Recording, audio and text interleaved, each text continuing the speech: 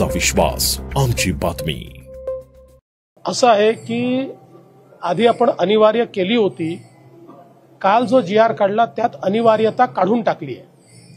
आता आपण असं म्हटलेलं आहे की कुठलीही तिसरी भारतीय भाषा तुम्हाला शिकता येईल।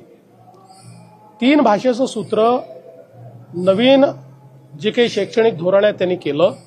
ज्या नवीन शैक्षणिक धोरणामध्ये मातृभाषा ही अनिवार्य आहे, त्याच्या व्यतिरिक्त 2 भाषा, त्यातली एक भारतीय भाषा असली पाहिजे। एक स्वाभाविकपणे आपल्याकडे इंग्रजी लोक स्वीकारतात, त्यामुळे कुठलीही तिसरी भारतीय भाषा, त्याच्यामध्ये आपण पहिल्यांदा हिंदी म्हटलं होतं कारण हिंदीचे शिक्षक आपल्याला मोठ्या प्रमाणात उपलब्ध होतात, पण आता आपण ती अनिवार्यता काढून टाकलेली आहे। कुठलीही भारतीय भाषा तिसरी भाषा म्हणून शिकता येईल। त्याकरता 20 विद्यार्थी असले तर शिक्षक देखील दिला जाईल, ऑनलाईन पद्धतीने देखील ट्रेनिंग दिलं जाईल।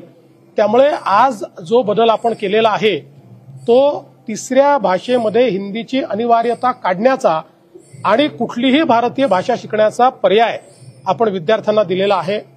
मला एकच गोष्ट सांगायची आहे की आपण सगळे लोक इंग्रजीचा पुरस्कार करतो आणि भारतीय भाषांचा तिरस्कार करतो, हे योग्य नाहीये।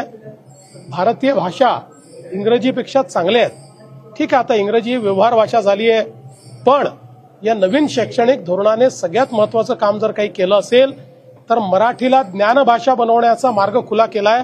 आता आपण इंजिनिअरिंग, अभियांत्रिकी हे मराठीत शिकवायला लागलो, यापूर्वी कधीच नव्हतं।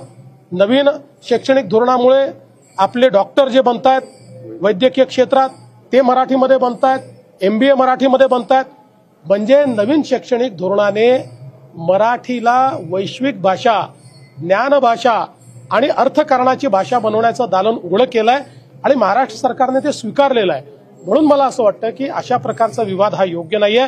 आपण तुम्ही जर तोच GR बघितला असेल तर त्यात सांगितलंय कुठल्याही प्रकारची शाळा असो मराठी अनिवार्यच असेल, ते मराठीला पर्याय नाहीये, हिंदीला मात्र पर्याय दिलेले आहेत।